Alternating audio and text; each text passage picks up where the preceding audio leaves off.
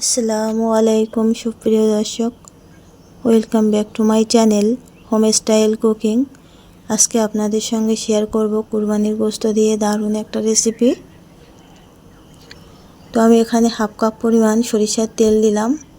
মাংসটা ভেজে নিয়েছি, সেই কড়াইতেই আমি রান্নাটা করছি। তো হাফ কাপ পরিমাণ সরিষার তেল দিয়ে 3 পিস তেজপাতা, 2 থেকে 3টে ছোট পেঁয়াজ ভালো করে ফ্রাই করে নিয়ে সেই সাথে দিয়ে দিলাম আদা, রসুন, জিরে, মরিচ, গরম মশলা একসঙ্গে পেস্ট করা 3 টেবিল স্পুন। মশলাটাকে ভালো করে কষিয়ে নেব 3 থেকে 4 মিনিট মতো। এই মশলাটা ভালো করে কষিয়ে নিতে হবে, না হলে আদা রসুনের গন্ধটা রয়ে যাবে। এখানে হলুদ গুঁড়ো দিলাম 1 টেবিল স্পুন, লঙ্কা গুঁড়ো 1.5 টেবিল স্পুন, গরম মশলা গুঁড়ো 1 টেবিল স্পুন আর জিরে গুঁড়ো 1 টেবিল স্পুন অ্যাড করলাম। মশলাটাকে ভালো করে আবারও নেড়েচেড়ে কষিয়ে নেব। সেই সাথে একটু জল অ্যাড করব। মশলাটাতে 3 থেকে 4 মিনিট মশলাটা এইভাবে কষিয়ে নিতে হবে। ভালো করে মশলাটা কষিয়ে নেওয়ার পরে আমি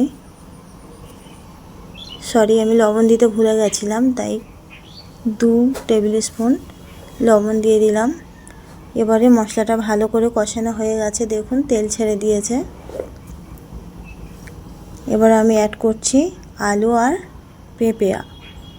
এই আলু আর পেঁপেয়া দিয়ে মাংস রান্না করলে খুবই ভালো লাগে, দারুণ টেস্টি হয়। তো আমি এই মশলা দিয়ে আলু আর পেঁপেয়া ভালো করে কষিয়ে নেব।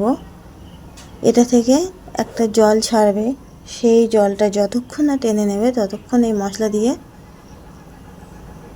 সবজিগুলো ভালো করে কষিয়ে নিতে হবে।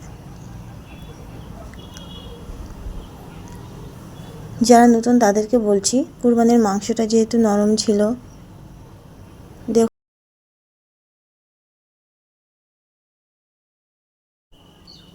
তাই আমি এটাকে ফ্রাই করে রেখেছি। আর এটা দেব একদম শেষের দিকে। এবারে আমার সবজিটা ভালো করে কষানো হয়ে গেছে, আমি এটাতে জল অ্যাড করব।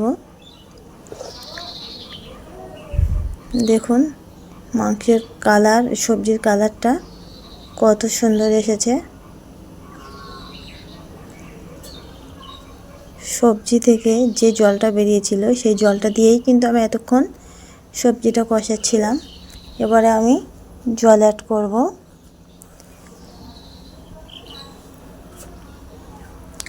এই পর্যন্ত যদি আমার ভিডিও ভালো লেগে থাকে, এরকম ইজি ও সহজ রেসিপি পেতে আমার চ্যানেলটি সাবস্ক্রাইব করবেন, ফ্রেন্ডস আর ফ্যামিলির সঙ্গে শেয়ার করবেন, লাইক করবেন। এবার আমরা ঢাকনা দিয়ে ঢেকে দিলাম। সবজিটা অনেকটাই হয়ে এসেছে, দেখুন সবজির কালার দেখে বোঝা যাচ্ছে অনেক টেস্টি হবে। তো এবারে আমরা মাংসটা অ্যাড করব। এই আলু আর পেঁপেয়া কিন্তু 80% সিদ্ধ হয়ে গেছে। আমরা এখানে মাংসটা অ্যাড করে আবারও ভালো করে কষিয়ে নেব। বারবার খেয়াল রাখতে হবে নিচে যেন ধরে না লাগে।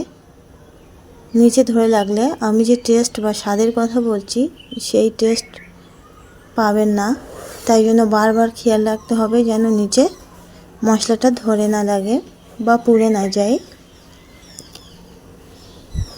এবার আমি মাংসটা দিয়ে ভালো করে আবারও কষিয়ে নেব 4 থেকে 5 মিনিট। 4 থেকে 5 মিনিট মাংসটা ভালো করে কষিয়ে নিচ্ছি।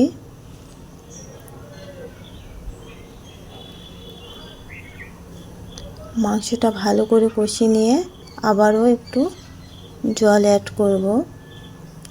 আমার মাংস আর সবজি অনেকক্ষণই কষিয়েছিলাম, বাট ভিডিওটা অত বড় করিনি। আবারও জল অ্যাড করলাম। আমার রান্নাটা একদমই শেষ পর্যায়ে চলে এসছে। দেখুন আমার রান্নাটা।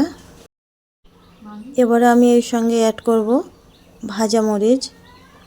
সবশেষে ভাজা মরিচ অ্যাড করলাম।